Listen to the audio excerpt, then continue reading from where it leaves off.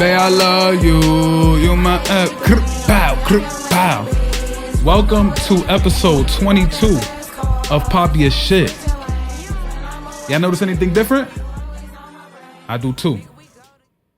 Today is my first solo episode ever recording. I've never recorded a podcast by myself before. I feel like I'm on Twitch. Chat. Y'all see what's going on, chat?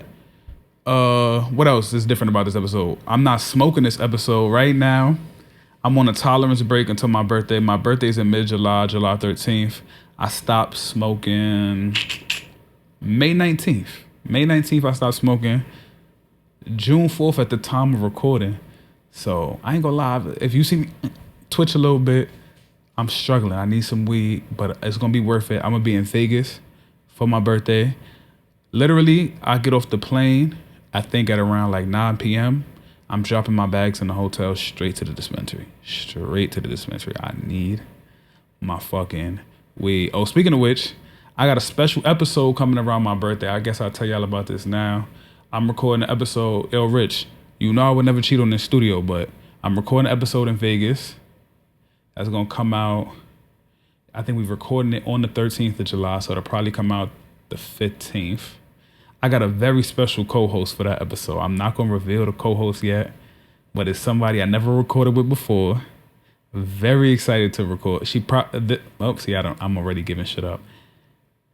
The co-host probably knows me better than... Oh shit, my bad. The co-host probably know me better than everybody except my mom. So that's the hint I'm going to give y'all. This is a special episode because I usually have a theme episode. So we'll talk about, I think one of the themes is a sex episode. Me and Pascal did a relationships episode talking about fucking niggas, bitches, all that good shit. Or we usually talk about what's popping or like what's going on. Or basically, we go down the shade room.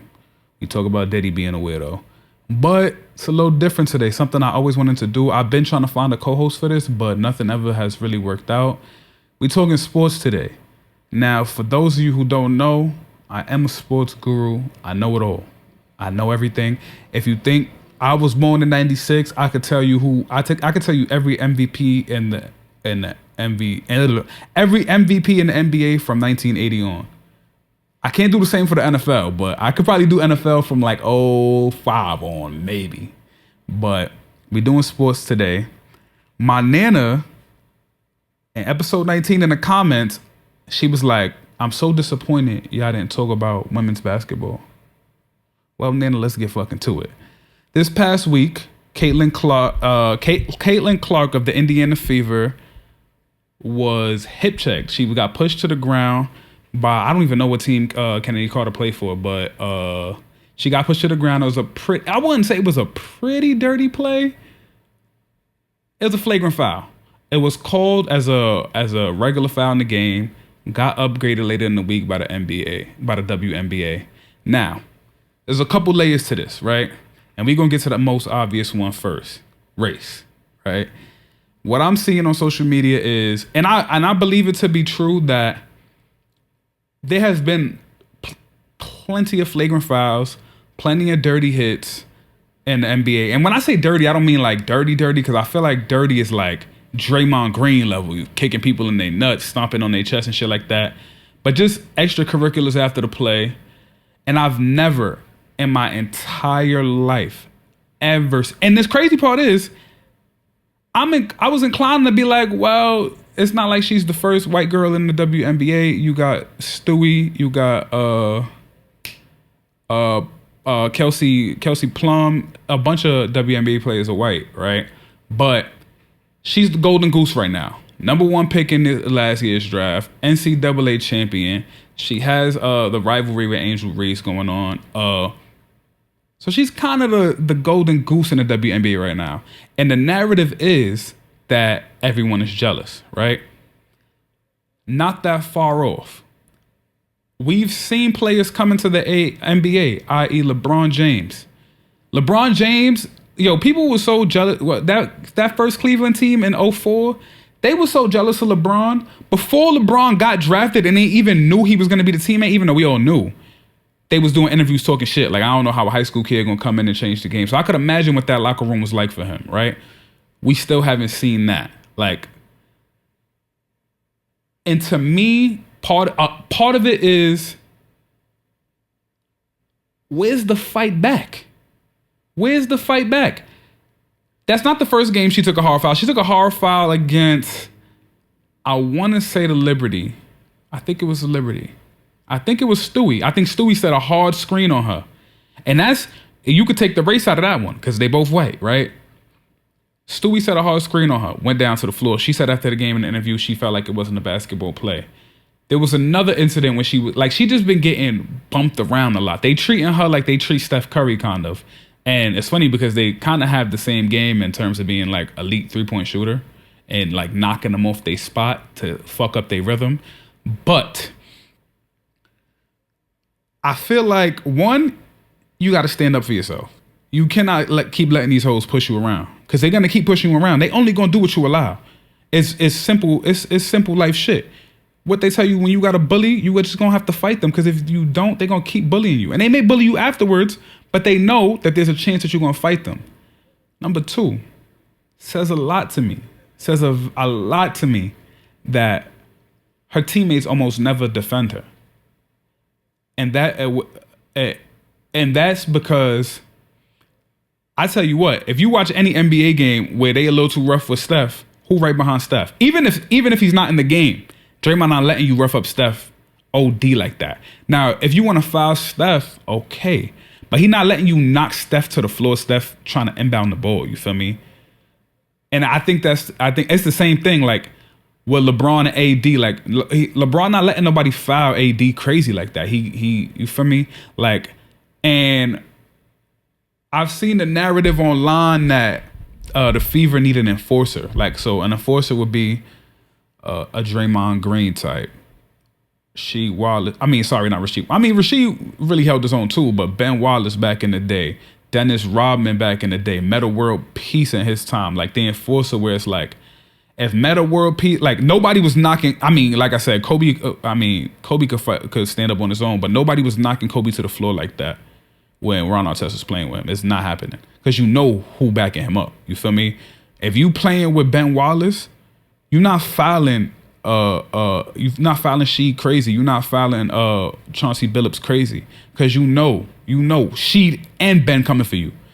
And they don't have that role. They don't have that role player on their team. And it's not really necessary. I don't think it's always necessary because not every team has an enforcer. But if you watch the Knicks versus the Indiana Pacers, Jalen Brunson get knocked down. What they do when they come in, one to pick him up and to kind of get that other person a shove, like, yo, bro, watch the merchandise. You feel me? And I feel like Caitlyn Clark doesn't have that. She doesn't have that. And I just wonder what the reason is. She's a rookie. I get that. Maybe she hasn't ingratiated. This is all speculation, by the way. Maybe she hasn't ingratiated herself to her teammates that well. Maybe they have that kind of hate where it's like, it's number one pick. She get all the coverage. You feel me? I know they probably feel like, yo, we paved the way. We've been playing ball for years. She come in the game and now it's hot shit, whatever. Here's one thing I want to touch on, right? Because I see, all right, let me back up. Here's one person I want to touch on. Because I see in the media, Caitlyn Clark is getting a lot of the credit for the eyes being on the WNBA. Let's give the Bayou Barbie her flowers. Let's talk about Angel Reese. Angel Reese did a oppressor. And I'm not going to say word from word what she said because I really don't remember it. But the message I got from the presser was, y'all talking about Caitlyn. Y'all giving Caitlyn all the credit. Remember who the fuck I am.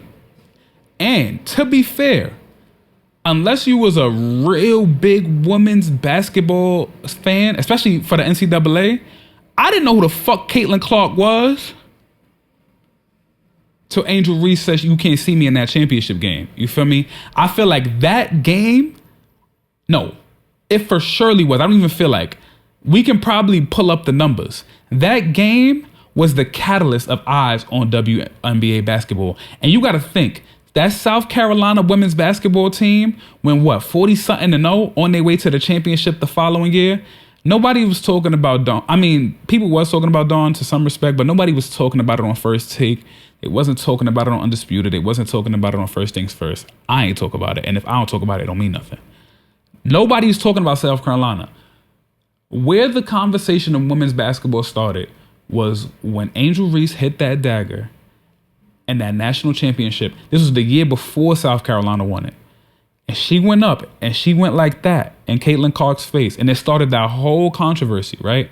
So what I want to say is give my girl Angel her flowers. I always see the joke, right? Whenever somebody knock Caitlyn down, y'all be like, oh, y'all better protect Caitlyn. She the reason y'all don't got to be on commercial flights, charter flights. She the reason why people talking about. No matter what Caitlyn has brought to the game, and Caitlyn could shoot. Caitlyn is one of the best college basketball players, if not the best college female basketball player of all time. But she's not the one. She's not the one we were tuning in to see, and y'all know it. Y'all know it. The following year, after LSU won the chip, and they got the white girl with the blonde braids, I think Haley Van, whatever her name is, Haley Van Keith or whatever, and Flau'jae came back. That's who we was watching for. That, and we were set up where South Carolina was the only thing standing in the way of that rematch, right? And because of the seedings and because of how the brackets turned out, we got that rematch. And Caitlyn Clark got the best of Angel Reese. Congrats to her. But we were there for Angel. We were. And if you say you were there for Caitlyn, you're a fucking liar. I don't know anybody, any sports fan who was watching women's college basketball before. Even I wasn't. I remember that day like it was yesterday. I was in the crib and when I was watching it, I really wasn't watching it. It was on ESPN. It had came on before something else I was going to watch. I can't remember what I was going to watch, but it was on right before something else I was going to watch on ESPN. And I remember being like, damn, this game is good. And then scrolling on Twitter, because that's what I do during sports events. I always see what Twitter's talking about. I see the game, like from the first quarter, very regular, right? Nobody tweeting about it. No real attention. Boom. I would say about mid-third quarter, it was getting intense. And then I refresh on Twitter and I see people talking about it. I didn't know who Angel Reese. I remember thinking like, oh, like who's that pretty girl, whatever. I didn't know who Angel Reese was. I didn't know who Caitlyn Clark was. Now, I'm going to preface that with saying I don't really watch college basketball, especially not women's college basketball. And before them, really wasn't watching the WNBA either. But that's who I was watching it for. After that moment, that's who now that was the championship game. That was the last game of the year. But the next year, I was keeping up with it to see if they was going to have their rematch, and they did. So what I will say is, yes, it should have been like, I feel like the coverage on this has been crazy. People have like, it's think pieces coming out on this shit, and it's not necessary. It was supposed to be a flagrant foul. It was a bad call on the refs. It should have been a flagrant foul. Yes, the way the media is covering it is absolutely racial relations. It is, of course, there's race involved because they've been knocking Angel Reese around too. You feel me? But it hasn't gotten like, you would have thought this was like Draymond, Yusef Nurkic kind of coverage that we got on this, and it wasn't that. You feel me? So yeah, I want to give the Bayou Barbie her fucking flowers, the basketball baddie. I feel like Caitlyn Clark is getting the recognition as she's like the face of the WNBA, and really she is. By all measurable accounts, she has the commercials. She's on all the marketing, not just for her team's games, but to market WNBA's, like to get people to buy NBA League Pass, to get people to buy like all types of stuff. She is the face. But Angel Reese started this shit. She started this movement. When she put her hand in her face like that, okay, let's be fucking for real now when we addressing it. And another thing, and I didn't plan to talk about this.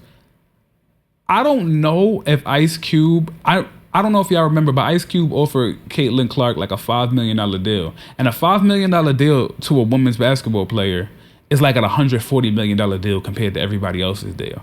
I think the usual max salary in WNBA is something over like 1.1. And that's like LeBron money to them.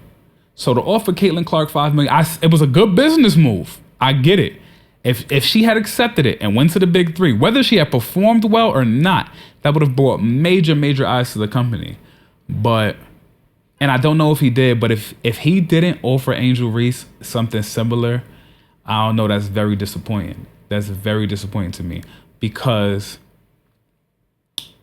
Ice Cube has always in the media and any press release he's done, and not just for his league, for anything, he's always been big on, you know, black people, and even in his career with the NWA, standing up to police brutality through his music. That's always been his MO. So now, like I said, I don't know if he offered Angel Reese. The Caitlyn Clark deal got leaked. So really, I guess if that would not have gotten leaked, we wouldn't even know about that deal. But I hope he offered Angel Reese something similar, because she deserves it. She brings a lot of attention. She's polarizing. Like, you either love her or you hate her. I remember when she did the shit like that, I remember people on social media was like calling her out her name, and they was calling her out her name. And she just invokes visceral reactions, and whether it's positive, it seems like you either love her, you love everything about her, or you really can't stand her. I never met nobody that was in the middle, and I'm one of the ones. Excuse me. I'm one of the ones that love her. I love everything. I love her game. I love her personality. I love her interviews. I love how down to earth she seems. Now, we don't know these people in real life, but through her interview, she seems very grounded. She seems like she has good people behind her. I love me some Angel Reese. Now time for some messy shit. My mother, I had told my mother of some rumors that, and this is like Ciara type shit. They were saying that, what's this girl's name? Caitlyn Clark is really a boy. And my mother was like, if you look at her play, she kind of like, she plays like a boy, and not like skill wise, just like her mannerisms. And then I watched her play, and I was like, yo, Caitlyn Clark is the only woman in the WNBA that run like she not playing with titties. Like, she don't got no titties to worry about. Like, you could see with like Candace Parker's one of them, and I'm not looking at their titties, but you could tell like when they do that little run where girls go like that and they run, you feel me? Caitlyn don't never do that. She play like she don't got no titties. Anyway, let me see what we got next. I usually see, when I have Pascal and my mom here, I usually wait so they start talking to look at my notes to see what the next topic is. But, man, I have no co-host. NFL, let's get into some NFL. NFL season's rolling around again. It's training camp. I think we in OTA season, so non-mandatory mini camp. Usually rookies, people who are trying to make the team are going to be there. Starters usually don't go. Starters usually don't go to OTAs. But this year, OTAs are going to be very interesting because the moves in free agency have created a lot of battles. And I want to talk about some intriguing ones to me that I'm ready to see. I've never watched preseason, but this year I will be watching preseason. First camp battle. Justin Fields and Russell Wilson in Pittsburgh.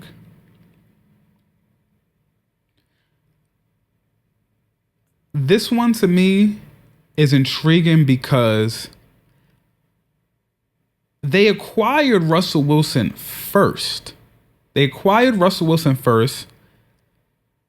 And obviously the Bears were going to draft Caleb, and they did. So they needed to get off. They needed to move off Justin Fields. I was hoping the Patriots would get him as a Patriots fan. I thought to myself, okay, if you could draft for him, but I didn't want them to give up nothing crazy. Like, if you could get him for a 4 and maybe a 3 next year, great. You could still draft Drake May, because at the time we knew they wasn't getting. Actually, I wanted them to get Jaden Daniels. That's who I really wanted them to get. So I thought, okay, you could draft Jaden, you could have Fields, you could let Jaden develop, because I think Jaden is gonna need to develop. I don't think Jaden is an instant. I don't think he's CJ Stroud. I don't think he's Patrick Mahomes and that like instant impact kind of player. I do think he needs to sit. I don't know who the fuck he's going to sit behind in Washington, and Washington's not letting him sit. Not with Magic Johnson as a partial owner. He's going to want to put asses in the seats. So he's not going to sit. But I thought to myself, I remember thinking, if we could get Justin, the Patriots, for a third and a fourth, mid-round pick, something like that. And I thought to myself, because they traded, actually, I'm tripping. Because it was known that they were drafting Caleb, it was pretty much a known fact that if we had waited till draft night, we could have gotten him for something like a fifth, basically for free. That didn't work out. But them acquiring Russ first, when they acquired Fields, I was like, damn. I don't know who's going to be the starter. And the reason why being Russell Wilson, let's call a spade. He hasn't been good since his last year in Seattle. And even that year, if y'all remember, that year was kind of shaky. He was hurt that year a little bit. He was banged up. They relied on the running game and defense a lot, and they fell short of what their goal was. And I'm sure their goal was not making the playoffs. Justin, his situation is a little different. Justin has shown flashes, the talent he has, he has arm strength. He's a little inaccurate with the ball, but it is what it is. The mobility, the ability to get outside the pocket and make plays and to improvise. I don't know. If you Mike Tomlin, I don't even know. I think the OC is Ben Johnson. I'm not sure off the top of my head. Don't quote me on that. But if you Mike Tomlin, I don't know, because when you acquire both of them, you have not seen them in the Pittsburgh uniform. You haven't seen them on your practice field. All you have is the tape for Russell Wilson and the tape for Justin Fields.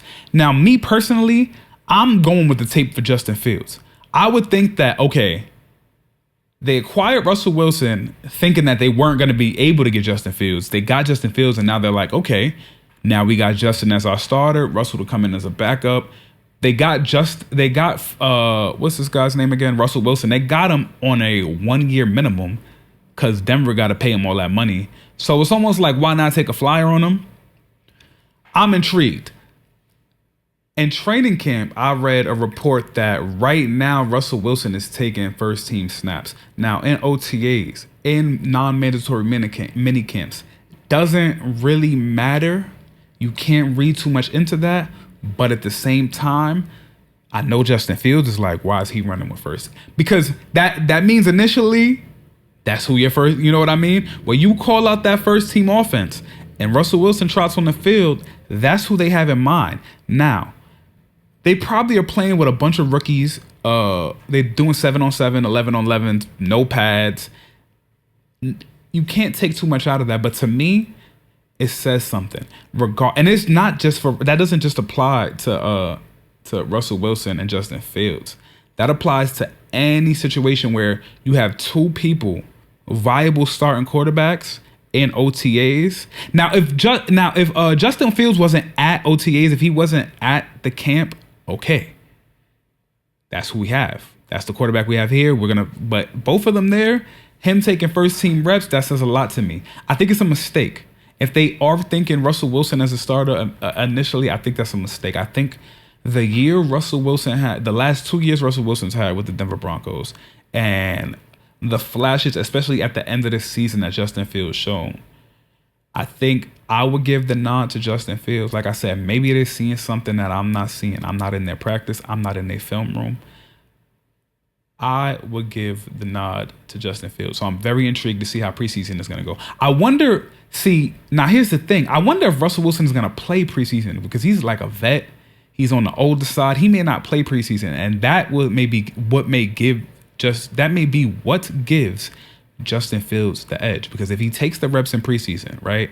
He's taking the first team reps in practice. He's building a rapport with players. That's more important than people realize, building that rapport. When the only vets who can afford to sit out, to me, of workouts, Patrick Mahomes, that's it. I think Patrick Mahomes is the only nigga that would be like, listen, I have a rapport with everybody here. I've shown what I could do. And his heyday, Tom Brady. And Tom Brady used to show up too. But it's like, you don't really need Tom Brady there. You know what I mean? He has a rapport with almost all the receivers there, especially if you have continuity. So I'm very intrigued to see where this goes. I'm very excited for them to start having the open practices. I know they have practices available to media members.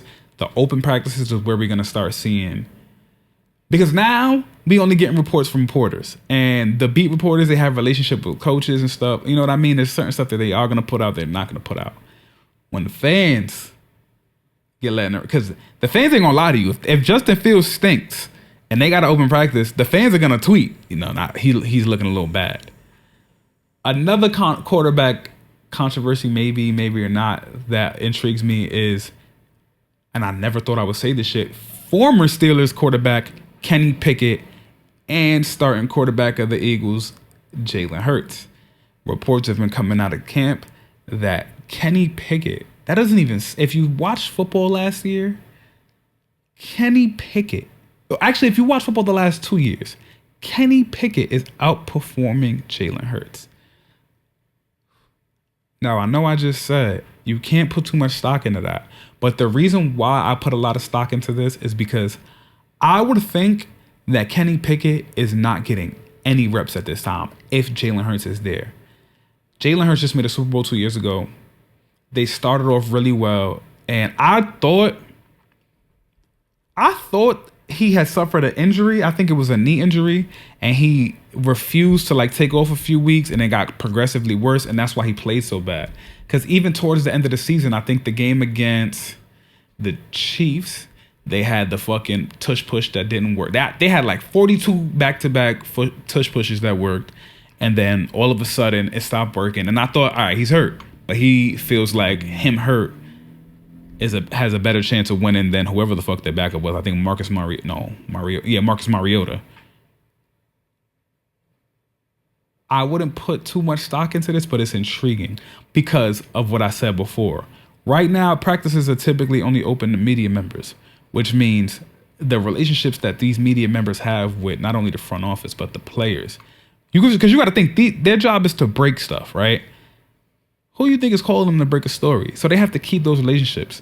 So they could see a practice and be like, oh, this guy sucks, but I'm not going to report on it just yet because the OC gives me the scoop, shit, right? You know what I mean? The fact that this has been reported and by, I think, Breer, who's a very formidable NFL source, is crazy to me. It's insane. Did the Steelers give up on Kenny Pickett too early?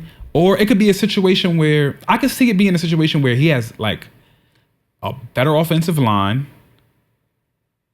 better weapons, more around him. And it's maybe Pittsburgh, much like the Patriots did with Mac Jones, fuck Mac Jones, didn't set him up for success.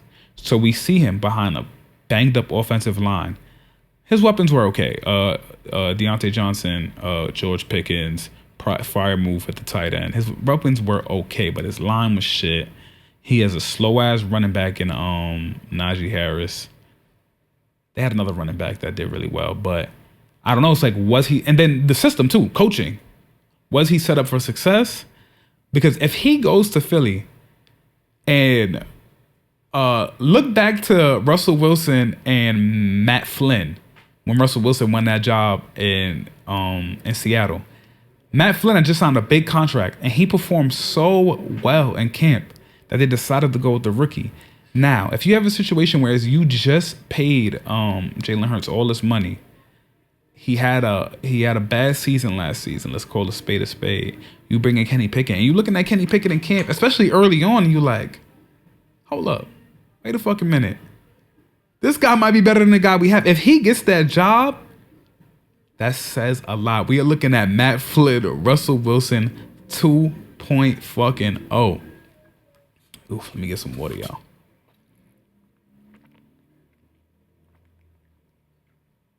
Now, I will preface that by saying it could all be bullshit. It could all be it could be Kenny Pickett's agent leaking that. You know what I mean? Which I don't think Breer will report on that. I think his name is Albert. Albert Breer will report on that in that case. I feel like for him to report on that, because he's up there with like the Adam Schefters of the world. I mean, he's not Adam Schefter, obviously, but he's like a respected source from NFL Network.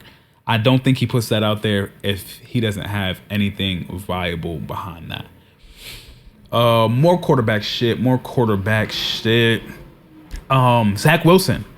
Reports coming out of Denver that Zach Wilson's arm talent is flashing off the screen in Denver. Now, here's why that's intriguing to me. Zach Wilson spent the first couple of years with the putrid ass Jets, right? And he sucked and he looked bad. And he really, to me, never showed any flashes. I watch him 2 times a year when they play the Patriots. He never even showed me flashes that he could be good. Now he's in Denver. Got a little something to prove. Now, Denver's weapons ain't on a lot. So I'm not sure. You can't put it on like, okay, it's not like he went to a team and it's like, well, he has 2 really good receivers, a good running back, so he, a good offensive line. Denver's roster is not good.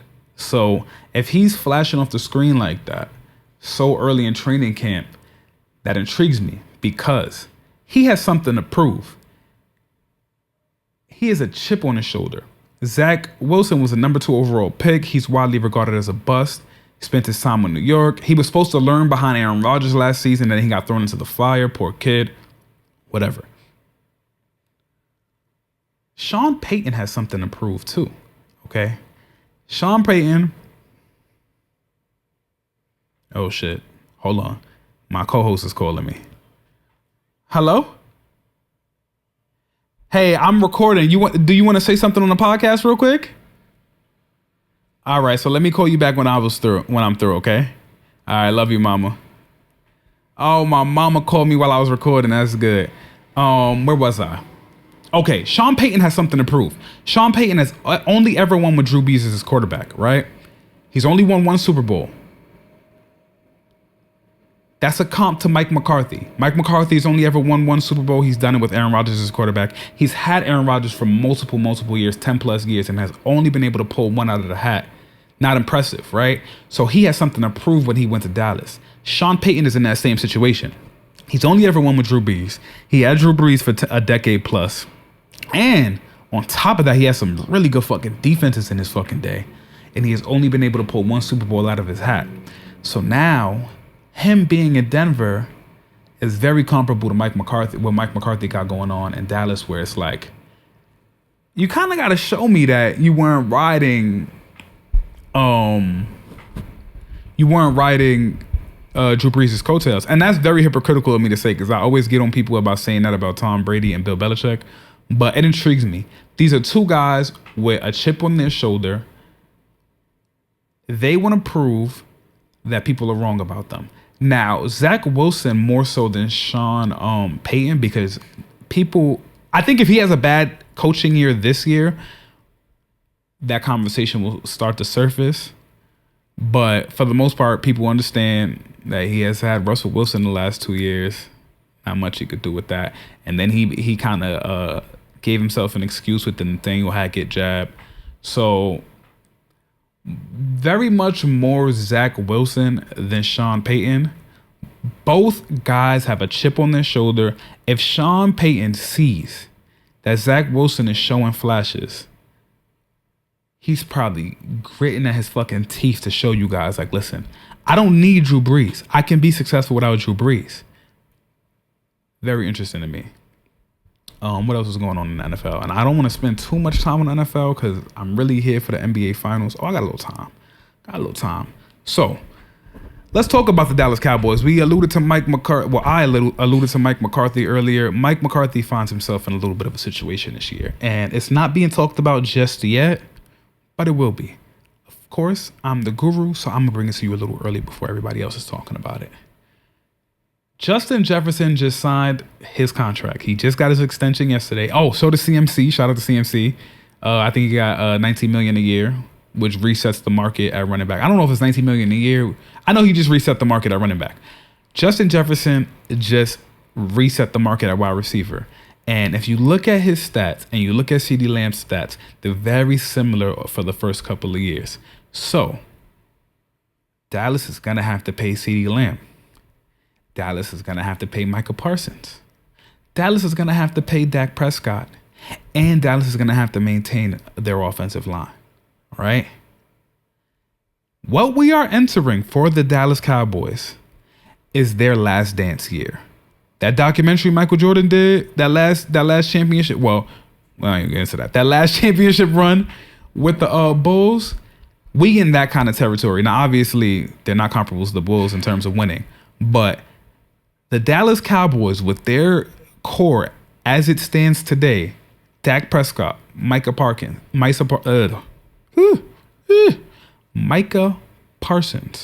CeeDee Lamb, the offensive line, and let's not forget they got some studs on defense that they're gonna have to pay. I think within the next 2 years they got to pay DeRon Bland. Trayvon Diggs is coming off injury. You're gonna have to pay him sooner or later. This year is the last year that Mike McCarthy, Jerry Jones, that front office, those players, those core players who have been there since they've been drafted, this is their last year to win a championship. That's a lot of fucking pressure. Now, pressure's not on Dak. Dak is going to get his money regardless. If he avoids injury, he's going to ball. He's going to put up numbers. I'm not saying he has fourth quarter issues. He has comeback issues. He has inconsistency issues. But he's going to get paid. Somebody's going to pay Dak Prescott a lot of money to play quarterback for them if the Cowboys don't, right? CeeDee Lamb. He just saw Justin Jefferson get a lot of money. I know the second that fucking notification came across the screen, he probably had the biggest grin in the world. Gonna have to pay him. It's over in Dallas. If they don't win a chance. Now, here's the thing. If they pay all three of those guys, that's going to be 48% of their cap the following year. 48. Think about that. That's 3 players taking up almost 50% of your payroll that you can pay a 52-man roster. That is the equivalent of if you were running a McDonald's, right? And you were running a McDonald's in Times Square, one of the busiest places there is, and your budget was like $400. That's what they would have to spend on the rest of the roster if they signed all 3 of those guys to their market value. And we don't know if the market is going to increase. There are more quarterbacks that have extensions coming up. I think Burrow got paid already. Oh, no, actually, who's coming up? Oh, actually, 5th-year option guy. What's this guy's name? Trevor Lawrence is coming up. There's a bunch of quarterbacks coming up. If y'all don't pay Dak now, what if that market resets? If y'all don't pay CD, Brandon Ayuk needs to get paid. T. Higgins needs to get paid. What if they reset the market again? Micah Parsons, I don't think anybody's resetting the linebacker market. Now, if you paying him as a pass rusher instead of a linebacker, like a traditional edge linebacker, then I don't think anybody else is going to reset that market. But that market is already fucking high. So, very intriguing season in Dallas. I feel like every year before the year, oh shit. Look at that. I just checked my phone. Micah Parsons explained missing OTA. Micah wanted time for his body to heal amid contract dispute. Y'all see it, don't look at my time account. We talking last dance here for Dallas. Last thing I want to talk about with the NFL, and I'm so glad I'm doing this because I always do this like in my head. I never post it anywhere. But I want to do just a few way too early award predictions. I'm only going to do 3. I'm going to do MVP. It's off the top of my head. I put that I'm going to do the prediction. I never wrote the people down. MVP, rookie, defensive player of the year, and rookie of the year. MVP, I'm going Patrick Mahomes. Rookie of the year, I'm gonna go Caleb. Those are two obvious ones. Defensive player of the year. I'm gonna go Micah Parsons. Contract year, he might show out. That's all I have for NFL. I'm very excited for this upcoming NFL season. Now let's get to the NBA Finals. We got the NBA Finals coming up, game 1 in a few days. Dallas Mavericks versus the Boston Celtics. Now, there's a few elements I'd like to talk about with the Dallas Mavericks and the Boston Celtics, right? First, let's talk about storylines. Let's talk about the juicy shit, the drama shit, right? Kyrie Irving used to play for Boston. He's going to go back to Boston trying to win a championship. We've seen Kyrie Irving when he played for Brooklyn give fans in that arena the middle finger, step on the logo, sage the arena. How does that play out in the TD Garden for the road games, right? Kristaps Porzingis, he used to play for the Dallas Mavericks. It's rumored that him and Luka didn't get along towards the end of his run. He didn't like playing with him. How does that play itself out for both teams' away games? What I will say with the Kyrie shit is tread lightly trolling Kyrie, because y'all not the ones that's gonna have to fucking guard him, okay? And Kyrie's been on a fucking run this year. So tread lightly, Boston fans, because y'all don't want to fire that motherfucker up. We'll see how this shit plays out. Let's talk matchups. Now, I'm going to use my notes for this one because there's no way I'm going to remember this off the top of my head. Some of the more important matchups of the series, right? Drew Holiday. Who is Drew Holiday going to guard on the perimeter? I feel like the backcourts are not similar to even in talent. Drew Holiday more so defensively and what he can do on the defensive end than offensively. Who does Joe Mazzulla elect to put him on? Because that's important. And is he going to have to guard both Luka and Kyrie at different times of the game? That's important. Second matchup. Who does Jaylen Brown guard? Jaylen Brown is not a slouch on defense. He can guard. He's not Drew Holiday. He's not first team All NBA defense, but he can guard.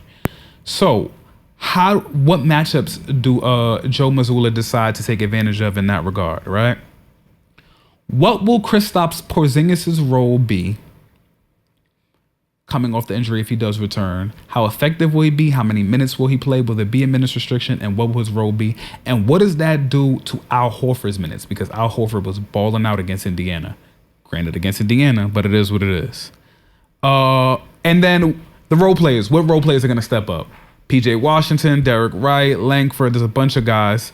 But the defining matchup to me in this series, the matchup that's going to make or break what happens in this series is Jason Tatum. The backcourts, they're gonna somewhat cancel each other out in terms of talent and in terms of performance, in my opinion, right? Jaylen Brown and Drew Holiday versus Kyrie Irving and Luka Doncic. That's gonna be, it's gonna be a fight. It's gonna be a battle. But you can't say the same for Jason Tatum. If the Celtics are going to win, if the Celtics are going to be dominant, Jason Tatum has to get out of the slump he's in the playoffs. And no, I'm not counting the last two games against the Indiana Pacers. One with Tyrese Halliburton wasn't there, not that he would have been guarding him, but a undermanned Indiana Pacers team. You know what I mean? Jason Tatum is going to have to be the X factor. That's what's going to decide if the Celtics win a championship. Narratives. Now, this is important to me, and I don't have much time left, right?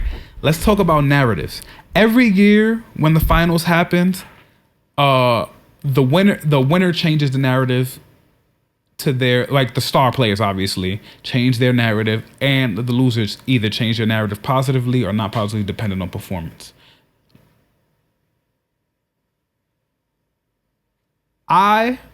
Before I say this, I'm not a Celtics fan. I do not like the Celtics fans. Auntie, if you listening to this, fuck the Celtics. But if the Celtics win a championship, because I see how y'all be willing to fucking eviscerate Jason Tatum online, right? If the Boston Celtics can pull this championship out of their fucking hat, I want y'all to have the same fucking energy that y'all had when Giannis won his championship. When Giannis won his championship in Milwaukee, all I ever heard was he stayed down. He was loyal. Y'all was throwing shots to LeBron, right? He didn't have to change teams. He didn't need a super team, right? Stay down. Stay 10 toes down with that argument. Because Jason Tatum could have requested a trade. He could have left in free agency. He could have not signed back. Same thing for Jaylen Brown. They stayed together, and if they win, they actually have already gotten to a finals together, and they ran into the best point guard to ever do it. If Jason Tatum, because I see how y'all be eviscerating him. I think the man is only 25 years old at that. I see how y'all be willing to eviscerate him when he has a playoff exit. Keep that same fucking energy y'all gave Giannis. And Jokic for that matter. He stayed with his team. He never left. He never requested a trade. Never created drama. He had his playoff shortcomings. He had his playoff. He's had great playoff moments. And if he breaks through, I don't want to hear nothing. I want y'all to shut the fuck up. And I want y'all, actually, I don't want y'all to shut the fuck up, because shut the fuck up would do a disservice to him. I want y'all to acknowledge him the same way y'all acknowledge Giannis, the same way y'all acknowledge Jokic for staying down with that team through the tough times. He could have been, after the Ime Udoka situation, he could have been like, nah, get me the fuck up out of here, because who's going to be our coach? You know what I mean? Have that same fucking energy. Now, before we go, because I'm getting to my last little bit of conversation here for y'all. Let's talk about gambling. I got a little parlay for y'all. I want to say it on the podcast. If this shit hit, and if y'all tail it, let's see. Even though I'm not really a good sports gambler, if I'm being honest with y'all, I've had a horrible run. But I cooked up a little parlay for y'all, right? Game 1, Kyrie Irving, 20 plus points. Book it. Book it, book it, book it. Luka Doncic, 30 plus points. That's a little shaky, but I needed the odds to work out in my favor. I don't know that backcourt is going to give you 90 points with Jaylen Brown and Drew Holiday defending them, but Luka gets to the free throw line a lot. If he could get him in foul trouble, who knows? This is another one that I'm not too sure about, but I needed the odds to work out. Jason Tatum, 10 rebounds or more. Game 1, book it. Jaylen Brown, 2 threes. Now, this bet is a plus 443. What that means is, if you put $10 on this bet, well, it is right now. If you put $10 on this bet, you will win $44. Now, if you are a math scholar, you can do the math. If you put $50 on it, if you put $100 on it, put whatever you want on it. But that's the parlay. It's gonna hit. I chefed it up for y'all. I'm not saying I want a piece of the winnings if y'all do get it, but I want a piece of the winnings if y'all do get it. Before we go, I'm gonna make my prediction for the finals, and I'm gonna post this when I start posting like the clips on social media. I'm gonna post this. Dallas in 6. Oh, I didn't talk about the advantage I think they have coaching. I think Jason Kidd is a much better coach than Joe Mazzulla, although I do think Joe Mazzulla does get a lot of flack that he doesn't deserve. Number 1 seed, 2 years. No, I think they were not the number 1 seed the year before. Top 3 seed, 2 years in a row. What more can you ask for from the dude? You can't. Only one team can win a ring. You know what I mean? Once the team wins the ring, like once Denver win the ring, you can't judge every other team like their season is fucking a failure because they didn't win the ring. So I think Joe Mazzulla gets a lot of flack for shit that he doesn't deserve, but I think Jason Kidd has the edge in coaching. Dallas in 6. I'm actually thinking about putting money on that, Dallas in 6, because it's a nice return. I don't know why the Celtics are so high. I mean, probably because of Jason Tatum, but Dallas in 6. This was my first sports episode. I hope y'all fuck with it. I hope y'all like it. It's something that I want to make a mainstay, co-host or not. I'm really gonna be getting into it when NFL season comes around. Episode 22. BBL Drizzy. Nah. Episode 22. It's in the books. Let's get it.